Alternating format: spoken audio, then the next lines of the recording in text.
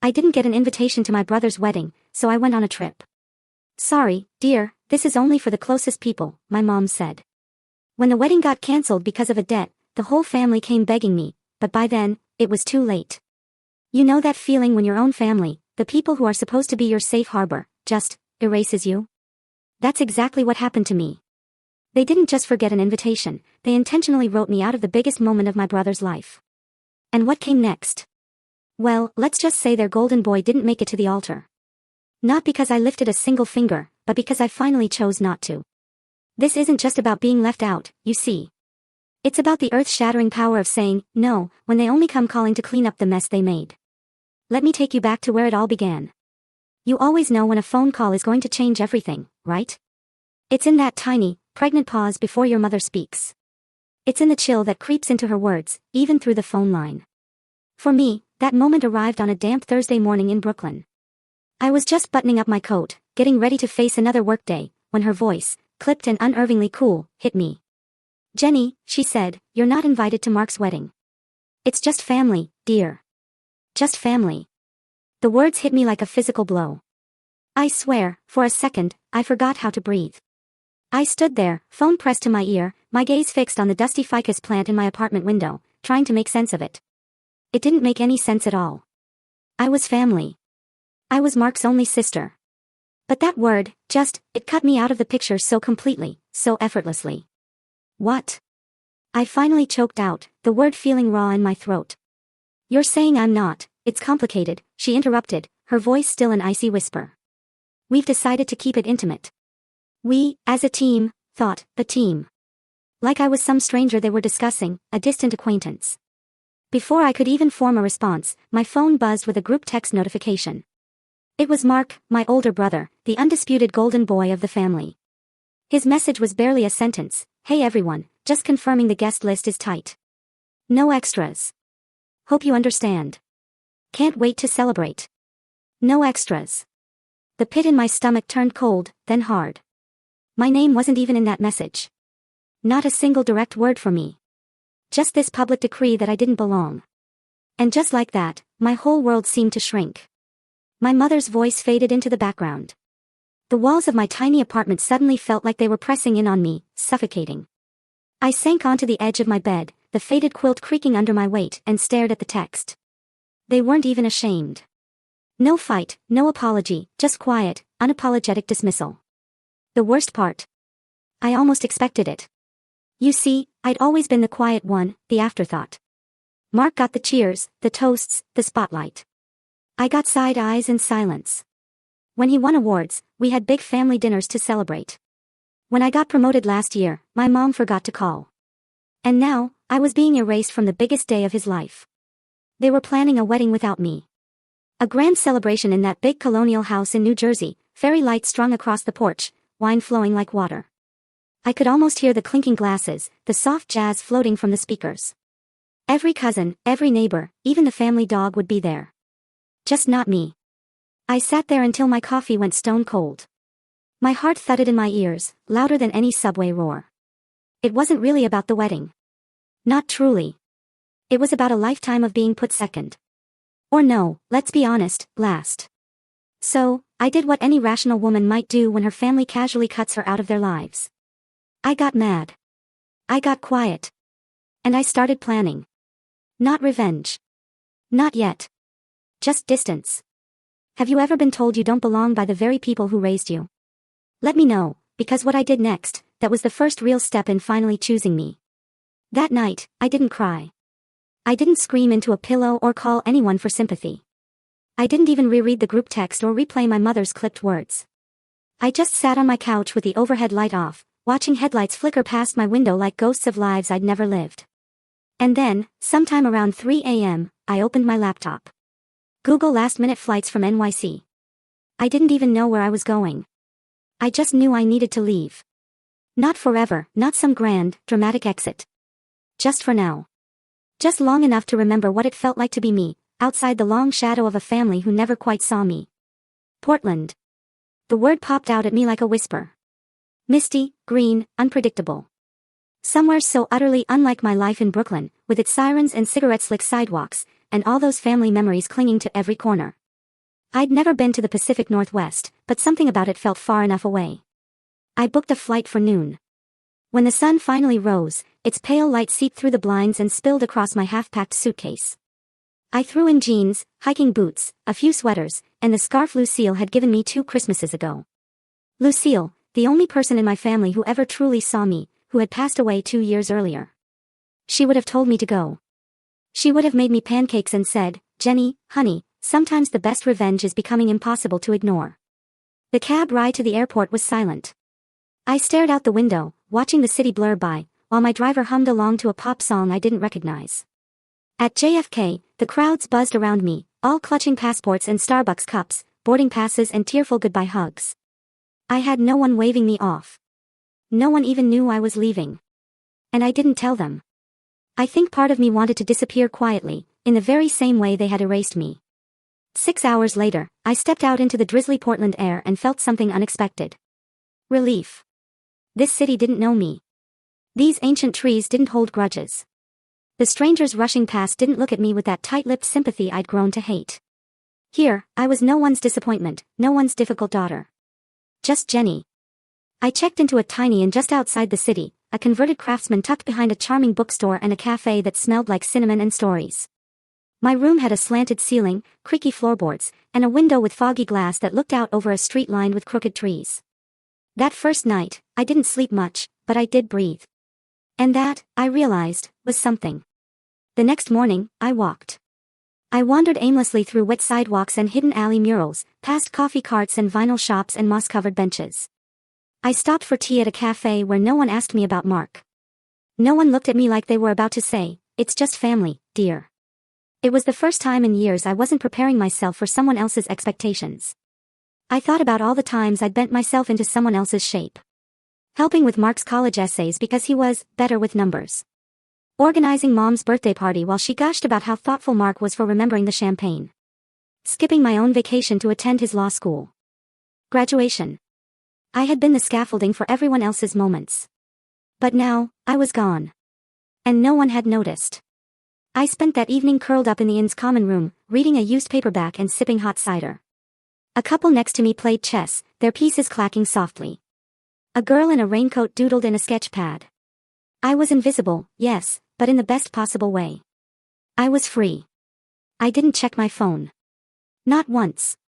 Whatever crisis they were spiraling into back home could wait. Let them wonder where I was. Let them feel, for once, the emptiness I'd carried in every family photo where I was cut out by comments like, "Smile bigger, Jenny," or "Let Mark stand in the middle." Maybe I wasn't in the middle anymore. But maybe that was exactly where I belonged. Not center stage, just out of frame. Making space for something new. Something that, this time, would be entirely mine. By the 3rd day of my trip, a strange kind of curiosity tugged at me. I started checking the family group chat again. Not because I missed them, not because I wanted to be included. But sometimes, when you've been shut out, there's a quiet kind of power in watching them squirm from the outside. The chat was called Homebase, a name I'd created years ago when I still believed we were one cohesive unit. It had been mostly dormant for weeks, but now it buzzed with bubbly emojis and photo uploads. Mark posted a selfie with his fiancée, Serena, holding up a glass of champagne in front of the fireplace at my parents' house. "Final venue deposit is in," he wrote. "Big day coming soon." The replies came in fast. Mom sent a flurry of hearts. Dad dropped a thumbs up, then an awkward joke about walking Serena down the aisle if Mark got cold feet. Serena chimed in with a countdown sticker and a boomerang of herself spinning in her white rehearsal dress. But underneath all the glitter and gifts, there was a nervous rhythm I hadn't seen before. Mom's messages were off, not in tone, but in frequency. She was posting too often. Double texting, replying to her own messages with anxious corrections. One post stuck out, a blurry photo of a kitchen table covered in receipts, notebooks, and what looked like a calculator. "Budget night, almost there," she wrote. No one responded. I leaned back in the bed at my little Portland inn, my tea cooling beside me. Something was definitely off. The next day, there was another post, this time from Dad. A picture of Mark laughing on the patio with Serena, both of them holding glasses of red wine. The caption read, "Let the good times roll." But it was the background that caught my eye. Behind them, through the open patio door, was a whiteboard propped on a chair. Zooming in, I could barely make out scribbles of what looked like numbers, crossed out figures, and the word deadline. My fingers hovered over the keyboard. I could have replied, could have asked what deadline they were worried about, but I didn't. I just watched. Mark sent another message 2 hours later. This one with a selfie in a tuxedo rental. Fit check. What do you think, fam? Only Serena and a cousin replied. Mom didn't say a word. That's when I knew things were unraveling back home, and I wasn't there to hold the threads together this time. I went for a walk to clear my head, letting the Portland drizzle soak into my sleeves.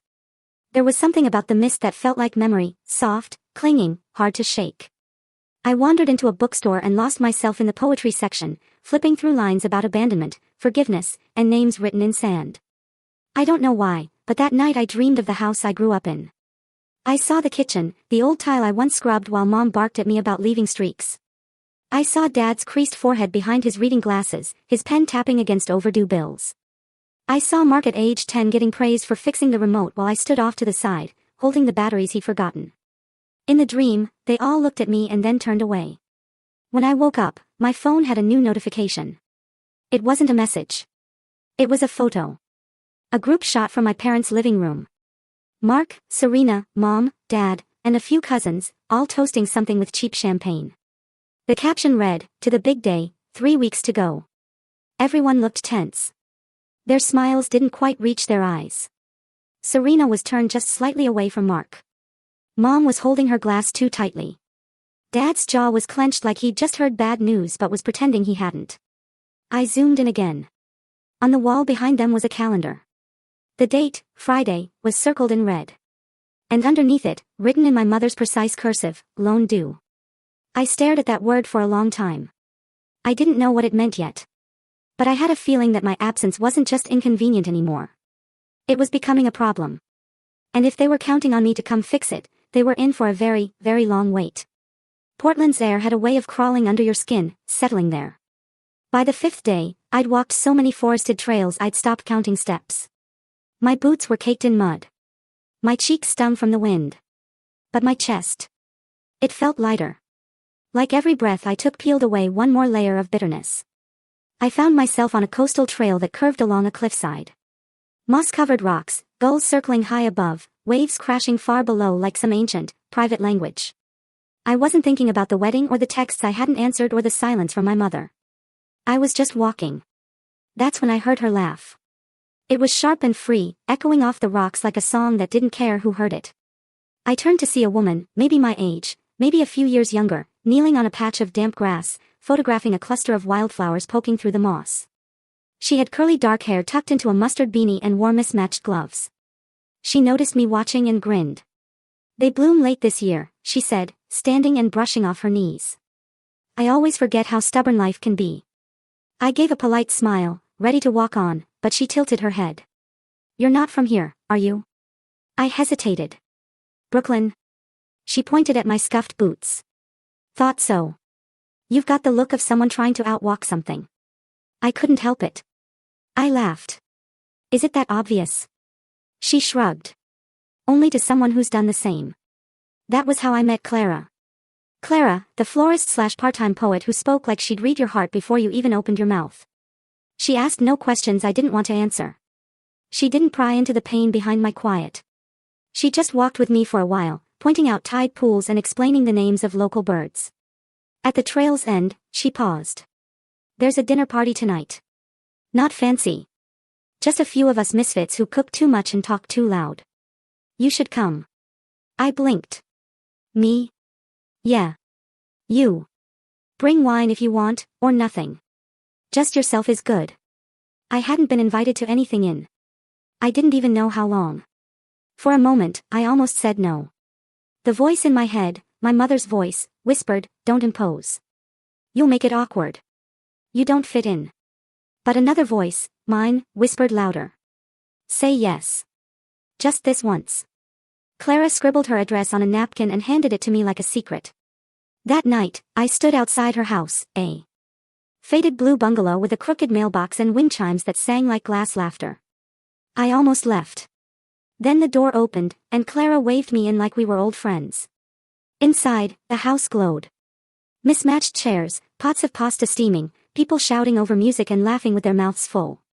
No judgment, no calculation, no one asking if I'd RSVP'd or whether I'd brought the right gift. Just life, raw and loud and real. Clara introduced me as Jenny from the East Coast, who walks like she's unraveling and somehow still standing. I should have been embarrassed. Instead, I laughed until my ribs hurt. Someone handed me a plate. Someone else poured me a glass of red wine. I sat between a woman named Mo who made her own soap, and a guy named Devin who taught guitar to kids in foster care. They didn't ask about my family. They asked what made me happy, what kind of sky I missed, what food I'd cook if I could only make one dish for the rest of my life. I hadn't had a conversation like that in years. Somewhere between the garlic bread and the last pour of wine, I felt something shift. I felt seen. Not as the daughter who was too quiet. Not as the sister who didn't sparkle like Mark. Not as the ghost in the family album. Just Jenny. By the time I left, Clara hugged me like we'd known each other for years. "You're good company," she whispered. "You don't owe anyone an explanation for existing, you know." I walked home with her words buzzing in my chest. No one had ever said that to me. Not once. And as I curled into bed, phone still untouched, I realized there was a whole world outside the circle I'd spent my life trying to belong to. And maybe, just maybe, I didn't need their seat at the table anymore, because I was starting to build my own. I didn't check my phone for 3 full days. Not once. Instead, I let it sit at the bottom of my tote bag, silenced, while I lived like someone no longer tethered to obligation. Clara took me to a local poetry reading. I helped Mo make soap in her garage, lavender and lemon zest. I even stayed up late one night sketching out a recipe for lentil stew I wanted to try. Something that would have been laughed off at home as too weird or too earthy. For once, no one was measuring my worth by how useful I was. But on the morning of the 4th day, curiosity, stubborn as a weed, tugged at me. I turned on my phone while sipping coffee in a sun-drenched Portland cafe, half expecting a handful of messages. Instead, it was a deluge. 18 missed calls, 9 voicemails, dozens of texts from my mother, my father, even Mark. The tone was scrambled, like no one had agreed on how to talk to me. From Mom, Jenny, dear, just checking in. Hope you're safe. 3 hours later, I know you're busy, but we really need to talk. Please answer. Then, Jenny, this isn't funny. We need your help. Mark's message was less subtle. Can you be an adult for once and call us back? This is serious. And then the one that made my stomach clench, the venue needs the final payment by Friday or they cancel. If you won't help for us, at least think about how this affects Serena. Serena. The perfect bride-to-be. The new favorite. I could picture her crying in the guest room, Mom rubbing her back, Dad sighing dramatically about how unreliable Jenny always was. The guilt was there, of course. It had been planted deep years ago, like a seed. But something else rose stronger, a strange, almost thrilling calm, because I hadn't done anything. Nothing cruel, nothing loud. I hadn't stormed out or made a scene or gone on Facebook to air family drama. I had simply disappeared. And in my absence, everything was falling apart. That night, I listened to the voicemails. Not all of them, just enough to catch the pattern. Mom's voice went from sweet to sharp in seconds. Jenny, we're just trying to figure things out. It's not fair for you to disappear like this. We've always supported you when you were figuring things out after college, when you changed jobs. Remember? It's one signature. You have the best credit in the family. The bank already flagged the application without you. So, that was it. That's what this was all about. They needed me to co-sign. That invisible, unspoken contract that comes with being the reliable one. The one who never asks for help. The one who's expected to save the day, even when she wasn't invited to it. The final voicemail was from Dad. His voice low and edged with frustration. I know you're upset about the wedding stuff, but this is your family, Jenny. We need you. Mark needs you. You're the only one with a clean credit line. We'll make it up to you. But right now, we need that signature. I stared out the cafe window for a long time after that. The rain had started again, tapping softly against the glass. I imagined my mother at the dining room table, calculator in hand, muttering about how ungrateful I was. My father pacing, muttering, "We'll figure it out," while doing nothing. Mark scrolling through groomsmen gifts, assuming it would all somehow fall into place. They'd all been counting on my silence. On the part of me that still wanted to be needed. But here's the thing they forgot. Need only works if the door swings both ways. If you're never invited, you're not obligated. If they erase you, they can't expect you to write them back into the picture. I sipped my coffee slowly and deleted every voicemail, one by one. I didn't answer the texts. I didn't return the calls. Instead, I opened my notebook and started writing down a list of places in Oregon I hadn't seen yet. Because while they were scrambling to make numbers add up, I was finally subtracting myself from the equation. And let me tell you, that kind of math felt like pure freedom. They didn't stop calling. If anything, their desperation seemed to multiply. Each morning, my phone lit up before sunrise. Voicemails from Mom filled with false calm. Messages from Dad that began with, "Jenny, listen," and always ended with thinly veiled frustration. Even Mark, who used to ignore my birthday most years, was suddenly the most attentive sibling on earth, dropping texts like breadcrumbs, trying to lure me back. I know we've had our issues, but this wedding is important. We're family. That still matters, right? It's just one signature. You're overreacting. But here's the thing about silence. Once you step into it fully, it becomes its own kind of armor. I didn't reply. Not once. And from what I gathered through the not-so-private family group chat, still going, still buzzing with forced cheer, things were really beginning to unravel. Serena posted less. The countdown stickers disappeared. Mom's messages grew more clipped. And then came the real sign something had shifted. A photo of Dad sitting at the dining room table surrounded by bills, his reading glasses halfway down his nose, looking 10 years older than usual. Mom captioned it, making it work, 1 penny at a time, but the joke didn't land. No likes, no replies, not even a pity emoji. Clara noticed I'd been quieter than usual and asked if I was okay. We were sitting outside a food truck that served smoked jackfruit tacos and fennel slaw, wrapped in wax paper. Just watching a fire from far away, I said, only half joking. Sounds like you used to live in the fire, she replied, licking hot sauce from her thumb. Yeah, I admitted. I think I did. Clara didn't push for details. She never did. But that night, in my tiny rented room above the cafe, I scrolled through the family chat again. Not because I missed them, but because I needed to know how far they'd fall before they stopped pretending they didn't need me. It was worse than I thought. One message from Mom to Mark stood out. Not meant for the group, but accidentally posted publicly. If she doesn't call back today, we'll have to tell the venue we can't make the payment. Your father's already maxed the cards. I told you this was too much. Mark responded instantly, but only with one word, handled. No response followed. It was like watching a stage collapse from behind the curtain. That night, they tried calling again. 7 times in a row.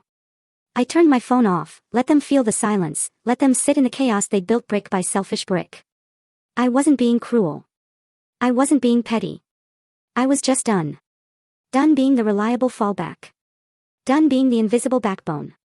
Done being invited only when it was convenient to them and discarded the moment I wasn't useful. And you know what? I slept like a rock. The next morning, I didn't check for updates. I made banana pancakes with Clara and Mo in their shared kitchen, laughing over a broken spatula and someone's burnt toast. And when Clara offered to drive us all up to Cannon Beach for the day, I didn't hesitate. While my mother probably sat on hold with the bank, while Mark paced and panicked, while Serena tried on a dress she might never wear, I stood on a windy shoreline wrapped in a borrowed jacket, toes digging into cold sand. No phone, no guilt, no obligations. Just the rhythmic hush of the tide like a promise. This is what peace sounds like when you finally stop begging for it. The sky was gray again. In Portland, that often meant comfort more than gloom.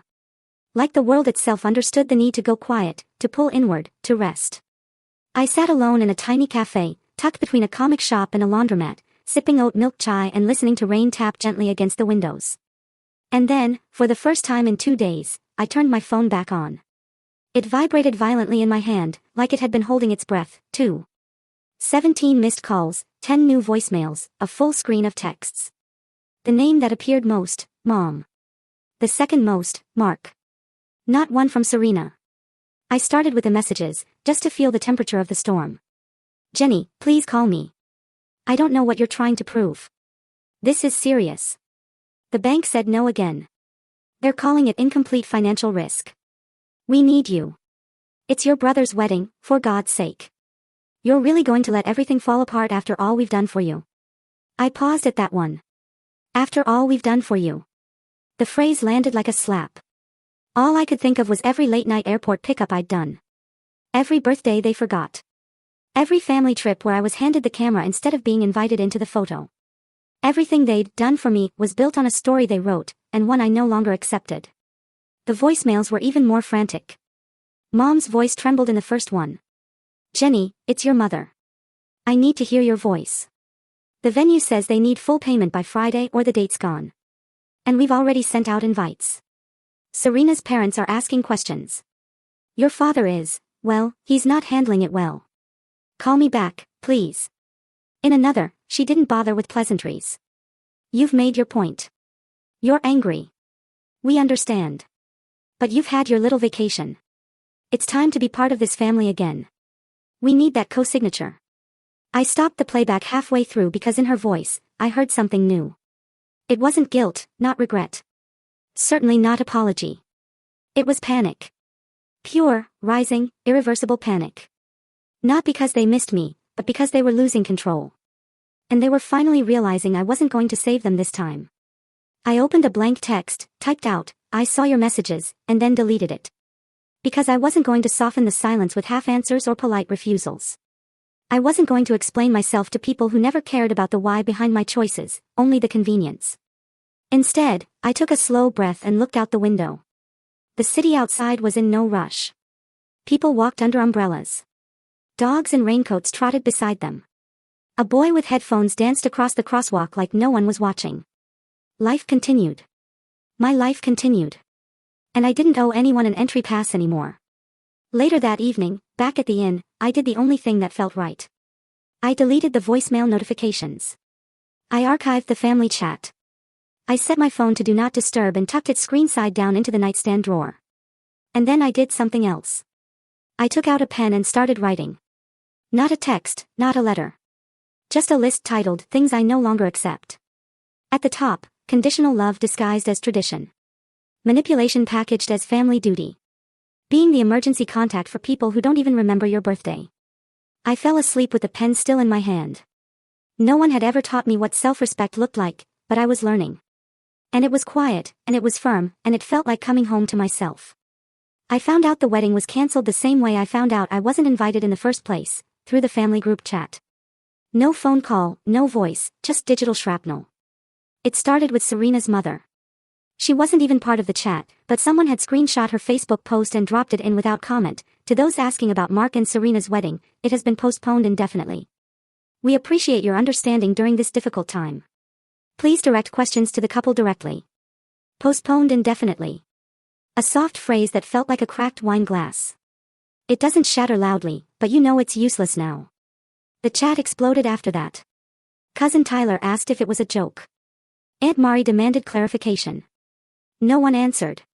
Then, like clockwork, Mark posted, "Sorry, everyone. The venue fell through last minute. We'll reassess soon. Appreciate your support." That was it. No apology, no admission, just a vague shrug as if the most elaborate event of the year hadn't just evaporated overnight. But I knew better. I went to Serena's Instagram next, just to confirm. Everything was gone. Every post, every photo, every caption with hearts and hashtags and countdown to forever text, scrubbed like it never existed. Her profile was blank. The final nail came from my cousin Amber, who texted me directly, something no one had done in weeks. "I don't know what happened exactly, but your mom was crying on the porch when we showed up. Some guys from the venue showed up, too. It was bad. I could picture it. Mom standing there in her pearls and pressed slacks, trying to pretend she hadn't bet it all on a fantasy. Dad behind her, probably blaming the weather or a banking glitch. Mark fuming because someone finally told him no. And Serena. She was smart enough to walk. What I didn't expect, what I should have expected, was how fast. The blame shifted. That night, my voicemail blinked again. I let it play over dinner in my room, just to see how far they'd go. Mom's voice was ice wrapped in velvet. "Well, I hope you're happy. Everything fell apart. Serena's family is humiliated. Mark is devastated. This is on you, Jenny. All you had to do was answer. One signature, one call. But no, you had to make a point. I hope it was worth it." She didn't cry. She didn't plead. She assigned blame like a verdict. It was surreal, because the only thing I'd done was nothing. I didn't destroy the wedding. I didn't lie to vendors or make promises I couldn't keep. I didn't overspend or take out loans with shaky credit. I didn't design a dream around assumptions and entitlement. I simply didn't come running when they snapped their fingers. And that was enough to burn it all down. It should have crushed me hearing that message. The guilt should have surged, but it didn't, because deep down I knew they were never really planning a wedding with me, just around me. And when their house of cards finally collapsed, they reached for the one piece they'd always expected to hold, me. But I wasn't there anymore. And now their silence wasn't icy or smug or dismissive. It was empty. I stepped out onto the tiny balcony of my room, wrapped in a blanket, letting the rain kiss my skin. Below, the street hummed softly. Cars passing, someone laughing, a dog barking once. Real life, unstaged, honest. I didn't feel victorious. I didn't feel cruel. I just felt done. Done trying to earn a seat at a table that was never set for me. They had chosen to exclude me, and I had chosen to stay gone. And now the silence was mine, and I wasn't giving it back. The voicemail came at 2:13 a.m. I didn't see it until the next morning, sunlight slanting through the curtains in ribbons of pale gold. My body was wrapped in soft linen sheets, my head still buzzing with laughter from the night before. It had been spontaneous. Another one of Clara's impulsive gatherings, let's not let the rain win dinner, that turned into an impromptu rooftop jam session. Mo had brought candles. Devin brought a guitar. I brought a pie I'd half burned, but no one complained. It was joy. Plain, imperfect joy, the kind of night my family would have mocked for being messy or bohemian. The kind of night I'd never had with them. So, when I saw the new voicemail notification, my mother's name in bold, I hesitated for a full minute, thumb hovering above the play button. Not out of fear, but because I didn't need to listen. I knew what it would say. Something trembling and distant. Something laced with guilt, but not remorse. Something meant to twist my silence into cruelty, my absence into betrayal. Still, I pressed play. Jenny. My mother's voice was soft, worn out. I don't know if you'll even listen to this. I guess I just wanted you to know that we're home now. The wedding's off. Serena moved her things out last night. Mark hasn't spoken to us all day. A pause. I could hear her breathing, the shuffle of fabric in the background, like she turned away from the phone mid-thought. Your father's pretending he's fine. You know how he is. And Mark, he's blaming everyone, but mostly you. And I guess so am I. Even though I know it's not fair. I know we didn't handle things right. I just... Another pause. Longer this time. It's hard, Jenny, watching everything fall apart and not knowing how to fix it. I keep thinking if you were here, maybe things would have gone differently. If you get this, just know we're thinking of you. I don't expect you to call. I'm not even sure you should. But that's it, I guess. Click. No, I'm sorry. No ownership, no truth. Just a strange, sagging sadness, like a balloon let go too late, too tired to rise. I didn't cry. Instead, I looked around the room. My sketch pad was still open on the nightstand, a half-finished drawing of a pine tree-lined coast. My mug from the night before sat half-empty, lipstick smudged at the rim. My boots were by the door, caked in trail dust and rain. This was my life now. Not a detour, not an escape. A beginning. That afternoon, Clara texted, "Weather's decent. We're doing a fire pit at the cliffs. Bring something warm and someone weird." I smiled, texted back, "On my way." And I brought cupcakes from the cafe downstairs. Nothing fancy, just soft, sweet, and a little messy, like all the best things are. We sat under a sky full of soft clouds and crackling flames. Devin played something slow on his guitar. Mo recited a love poem she wrote about her cat. Someone brought a Polaroid and kept taking blurry, badly lit photos. None of us minded. At one point, Clara turned to me, wine in one hand, marshmallow in the other. "Hey, Jenny," she said. "Yeah?" I replied. She grinned. "We're really glad you showed up." The words hit me harder than any voicemail ever could, because they weren't trying to fix me or guilt me or pull something from me. They were just glad I was here. That night, after everyone left, I walked home alone under the misty stars. And for the first time in a very long time, I felt full. Not with duty, not with pain, but with choice. My mother's voicemail faded from my thoughts like fog on the tide. I didn't need to carry it, because I wasn't theirs to lean on anymore. I was my own. A week passed. No new messages, no last-minute apologies, no sudden family breakthroughs. Just quiet. At first, I expected it to feel hollow, but instead it felt earned, like the kind of silence that comes after the storm. Not fearful, not tense. Just still. Safe. I stayed in Portland longer than I'd planned. Long enough for the barista at the corner cafe to learn my name. Long enough for Clara to borrow my jacket more than once. Long enough to stop counting the days since the wedding imploded. The ache of exclusion had softened into something else, something cleaner, a scar, not a wound. One morning, I woke to a message from the airline about unused flight credit. Brooklyn. The word landed with a dull weight. The truth was, I didn't want to go back. Not yet. Maybe not ever. Not in the way they expected. And that's when I opened the family group chat for the first time in over 2 weeks. It was still there, frozen in digital amber. The last message had been from Serena's cousin, asking whether she should cancel her hotel reservation or if things were still happening. No one had replied. I typed slowly. Mark, hope you're doing okay. I heard about everything. Wishing you peace and clarity as you figure out next steps. That was it. Polite, distant, complete. Then I opened a new tab and booked a ticket. Not home. To Iceland. A place I'd always dreamed of seeing, but had never dared book. Too remote, too expensive, too indulgent. A trip I'd once thought I'd need someone else to go with, but not anymore. I chose February. Cold, quiet, aurora season. It felt right. Symbolic, maybe, but real. A goodbye trip, but not to a person. To a version of myself who'd been willing to shrink in silence. Who'd waited for acknowledgement that was never coming. Who'd given, and then begged to be seen in return. I left a note on the nightstand of the Portland Inn before I checked out. A thank you, a memory, a trace of someone learning to start again. On my last night in town, Clara threw a goodbye potluck. Nothing fancy. Folding chairs, a borrowed speaker, someone's questionable lentil loaf. But the warmth in that tiny room could have melted glaciers.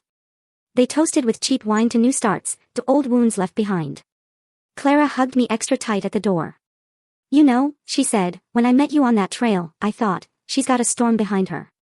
I laughed. You weren't wrong. But you stayed through it, she said.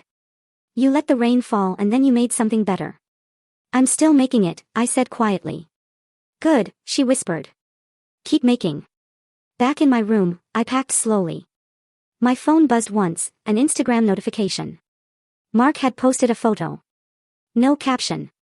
Just him alone at a beach somewhere, staring out at the water. I didn't like it. I didn't comment. I didn't feel bitter, just distant, like we lived on separate maps. Now, before I turned in for the night, I lit a small candle someone had left in my goodbye basket. The scent was cedar and sage, clean, healing. I stood by the window and watched the last of the Portland rain fade into fog. Tomorrow I'd board a plane alone.